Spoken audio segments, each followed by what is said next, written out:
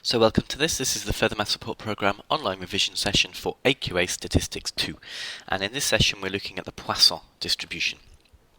So what do we need to do? Well, we need to understand when we can use the Poisson in the same way as we have for the binomial. We also need to be able to calculate probabilities using the formulae and the table, and same as the binomial, we need to find mean, variance and standard deviations. And we need to be able to find the distribution of the sum of independent Poisson variables. Now we've sort of talked about this when we looked at the videos of DRV, that if they're independent, then there's certain things we can do which we normally can't. And we'll look at that in these questions as well. So you're given some information on the sheet. Just fill this in. So, what are we told? Well, we're told how to work out the probability. We're given a formula to do that. It's exponential in its definition. We're shown what the mean is, which makes sense. It's the rate that it happens, and also we're given the variance. Now you've got to be a bit careful with these. The units that you're talking in are going to be very, very important throughout these questions. So, straight in, January 2011, question 3. Lucy is the captain of her school cricket team. The number of catches X taken by Lucy during a particular match may be modelled as a Poisson distribution with a mean of 0.6. Okay, so I've set up my distribution. The number of run-outs, Y, affected by Lucy during any particular cricket match may be modelled as a Poisson with a mean of 0.15. So that will be important a bit later on, I'm sure. So let's write it down now. And we're asked first of all to find the probability that X is less than or equal to 1. Okay, so the probability that X is less than or equal to 1, well, we can just look that up either in the table or we can calculate it. Okay, whoops. So here's my table for... Oh, hang on. Well, let's just calculate this one. So we've got the formulae. So the probability of X equaling 0 plus the probability of X equaling 1. So if we do that, we're going to have e to the minus 0 times by 0 to the power of 0.6, all divided by 0 factorial. Okay, plus e to the minus 0.6 times by 1 to the 0.6 divided by 1 factorial. And if we work those out and add them together, that's going to give me 0.8781. I'll show you how to use the tables for these in a minute, but it's the same principle as the binomial. Okay, and then for the second part of the question, that's only going to give you 1 mark. It's going to give you a B mark. That's all we're getting for that one. For the second question, we're looking for the probability of X being less than or equal to 1 and Y being greater than or equal to 1. So what we've got to realise is Y being greater than or equal to 1 is equal to 1 minus the probability of Y being 0. So that's going to be 1 minus e to the minus 0.15 times by 0.15 to the power of 0 over 0 factorial. Okay, so to do that, we can calculate this, which is going to give me 1 minus 0.8607, which is going to give me 0.1393. So that's the probability of Y being greater than 1. Now because they're independent, then all I need to do is to multiply these together. So it's the probability of X being less than or equal to 1 times by the probability of Y being greater than or equal to 1. So this is going to give me the answer from the previous 8781 times by 0.1393, which is 0.122. So how are our marks allocated here? Well, you get a method mark for working out the probability and an accuracy for getting 0.1393. You get a method mark for multiplying these together and then the corresponding accuracy. So what's the assumption? Well, the only way we could do this is that X and Y are independent. It's the only way we could actually do this. Again, you get a B mark for that. So during a particular season, she plays 16 matches. Okay, so it's not just 1 match now, it's 16 matches. We've got to be very aware of that. Determine the probability that the total number of catches taken and runs out affected by Lucy during the season is at least 15. Well, to do this, we need to make sure we're setting up a distribution. We're now dealing with 16 matches, and they're not distinct. So we're looking at this as a time frame of 16 matches. So we need to define a new thing. So the season can be defined as 0.6 times by 16. So really, we're dealing with a Poisson distribution of 9.6. Okay, the first part of the question, I'm not sure why it's disappeared, but we'll answer that one first. So part 1 is the probability that for the season she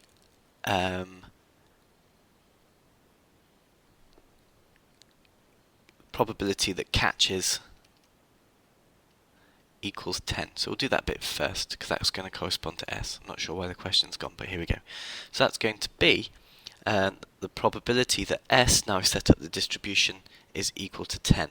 So we need to use the formula for this. So it's e to the minus 9.6 times by 9.6 to the power of 10, all divided by 10 factorial, which is going to give me 0.124.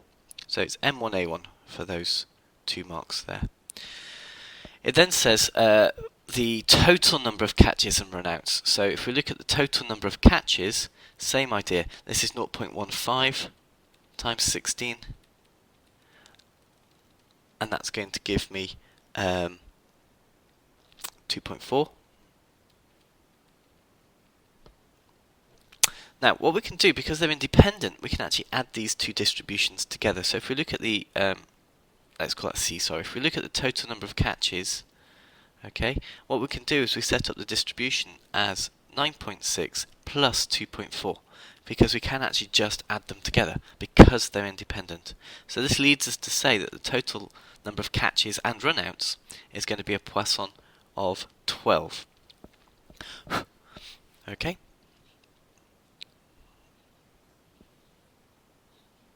Now, to do the second part of this question,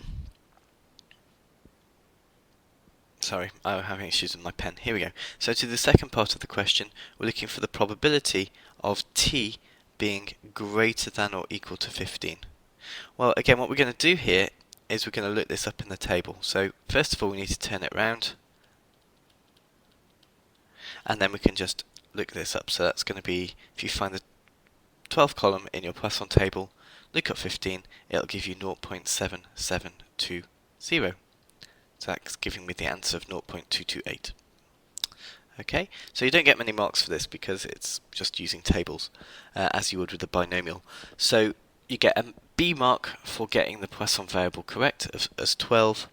You then get a second B mark for changing it round and subtracting, and then your final B mark is for 0.228. Okay, so in this question I'll show you a bit more about how we use the tables, just to consolidate that, because we need to do them a lot on this one. So, number of telephone calls received during an 8-hour period, that's important, so let's underline it, by an IT company that requests an urgent visit by an engineer may be modelled as a Poisson distribution with a mean of 70. So x can be modelled as a Poisson 7. Now be aware that 7 is for the 8-hour period. Determine the probability that during a given 8-hour period, we're visited at most 5 times. Okay, so this is the probability that x is less than or equal to 5. So this is how we use the table. We look at 7. These are cumulative. So it's going to be this value here. Okay? So 0.3007. And you get a B mark for that. That's quite nice. Okay, exactly 7. Now with Poissons, it's just easier to use the formula when you're looking for exact values. Okay, so that's going to be e to the minus 7 times by 7 to the 7 over 7 factorial. Lots of 7s here. Okay, 0.149. So you get a method mark for using the formulae, you get an accuracy mark for correct. Now you could use tables, so you could say that this is x is less than or equal to 7 minus x is less than or equal to 6, okay, which will give you 0.5987 minus 0.4497, and again that's going to give you the 0.149. So there are two ways of doing this. Okay, here you get M1A1 in exactly the same way. So this time we're asked to determine at least 5 but fewer than 9. So at least 5 or fewer than 9. So we just need to set this up correctly. So this is the probability of x being less than or equal to 9 minus the probability of x being less than or equal to 4. Okay, now we can just look that up in the tables. So it's going to be 0.8305, there we go, minus fewer than or equal to 4, 0.1730. So that's going to give me 5, 7, 5, 6, 0.6575. So it's a relatively nice question if you're going to use tables. Okay, if you get these incorrect, you're going to get less than 3 marks, but you're going to get some. So if you do 10 to 4 or 9 to 5, you get 2 marks for this question. If you do between 10 and 5, which is really bad, you'll get 1 mark, assuming that you get a correct probability still. So be very, very careful that you're setting up your probabilities correct in the first place.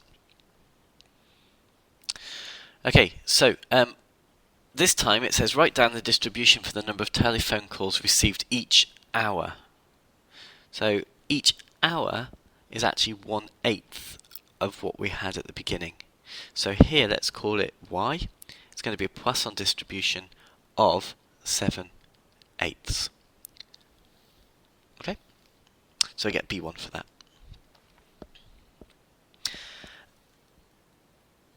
So part C.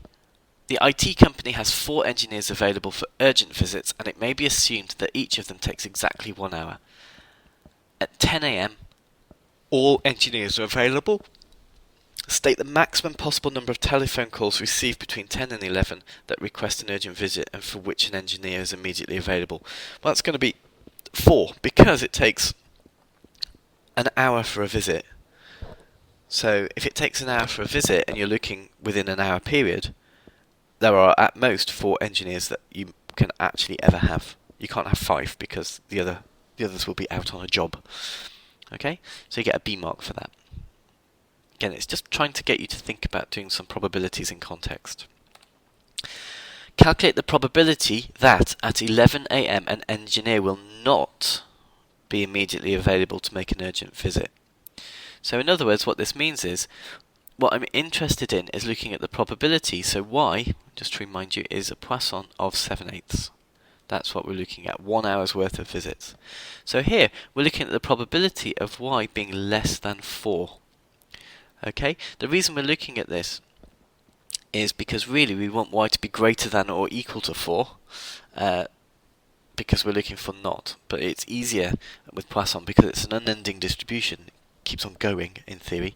It's much easier to look at y is less than or equal to 4 to work out 4, effectively. So here, this is the probability that y is equal to either 0, 1, or 2, or 3. So we have to do some calculations because it's not in the formula here. So, reminder, probability of x equaling a specific value is equal to e to the minus lambda, lambda to the x on x factorial. So e to the minus lambda is a common factor, so we can take that out. So it's e to the minus 7/8 times by lambda, let's call it 0.875 now. So it's lambda to the 0 plus lambda to the 1 over 1 factorial, lambda to the 2 over 2 factorial, lambda cubed over 3 factorial. Okay, and just calculating that through, 0.9877, and it goes on. So for the probability of being greater than or equal to 4, well, it's got to be equal to 4 really, isn't it? It's going to be 1 minus that. Okay, which is going to give me 0.0123. So you're going to get 2 marks, 2 B marks, B1, B1, for calculating the probability of y being less than 4, and then it's an M1A1 for working out the second 2. It says, give a reason why Poisson may not be suitable model for the number of telephone calls per hour received that are request of an urgent visit. Well, the rate probably isn't constant. Okay, you can't really assume that the rate's going to be constant throughout a whole day. Okay, throughout the day. Don't just write that, put some context. So throughout the whole day. Okay, you might get more people phoning during the morning or the evening rather than during the daytime when people are at work.